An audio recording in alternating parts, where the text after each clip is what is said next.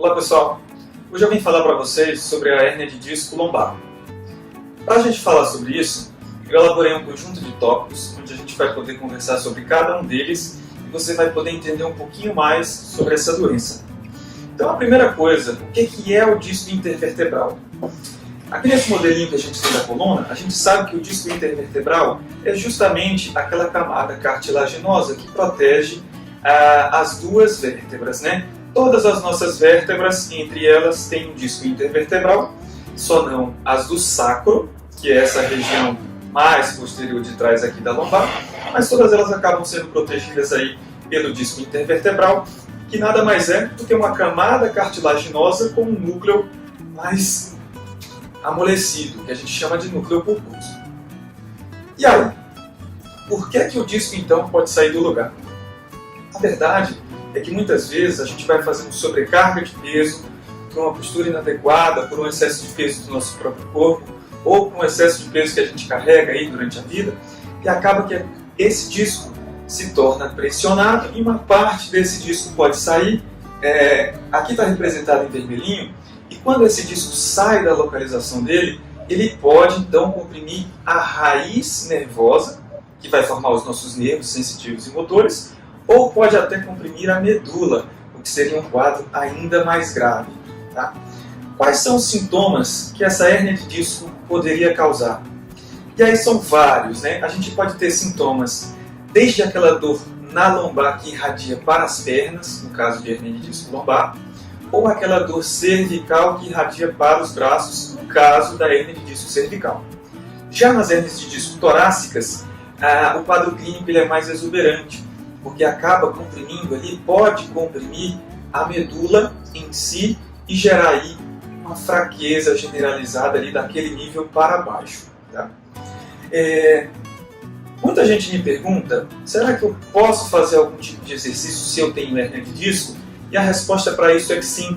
Por quê? Porque a gente sabe que as hérnias contidas, elas têm uma tendência a melhorar com o nosso fortalecimento da coluna lombar. Então sim, você pode fazer os exercícios, porém são exercícios corretos indicados pelo seu médico e pelo seu educador físico. Tá? No caso já das hérnias extrusas, que são aquelas hérnias onde o núcleo pulposo sai totalmente ali, daquela região que fica entre as vértebras, já não é indicado fazer exercício, pois isso pode se movimentar ainda mais e levar a um quadro clínico ainda mais exuberante. Tá? E uma vez que eu diagnostico a hérnia de disco, qual é o tipo de tratamento? E aí, muitas pessoas têm um conceito equivocado sobre isso, no qual a maioria das hérnias de disco necessita de uma cirurgia reparadora para retirar essa hérnia. E na verdade não é bem assim. A gente sabe que até 95% das hérnias de disco podem regredir espontaneamente com a perda de peso, com os exercícios físicos, com uma mudança na sua postura, com a mudança nos seus hábitos de vida e a forma com que você faz os seus serviços de casa. Tudo isso vai te ajudar a melhorar essas hérnias contidas. É claro, nas hérnias extrusas, onde o conteúdo já saiu de dentro, isso já se torna um pouco mais complicado e algumas vezes a gente não tem uma melhora aí somente com esses exercícios que eu te falei. Mas eu diria aí que em torno de 5% das hérnias de disco somente que vão necessitar de algum tipo de cirurgia. Tá? E falando em cirurgia, quais são os tipos de cirurgia que a gente tem hoje em dia? E são principalmente 3. Tá?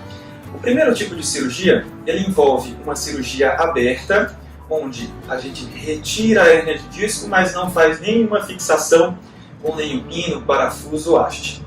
O segundo tipo seria o chamado de artrodese, no qual a gente retira a hérnia, porém, devido a alguma instabilidade ali na coluna, a gente tem a necessidade de fixar com parafusos e hastes.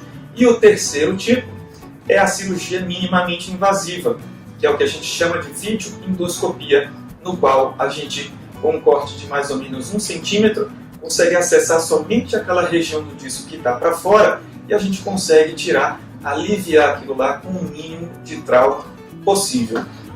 As indicações têm que ser feitas pelo seu médico, cada paciente tem uma indicação diferente e a gente tem que analisar o paciente como um todo.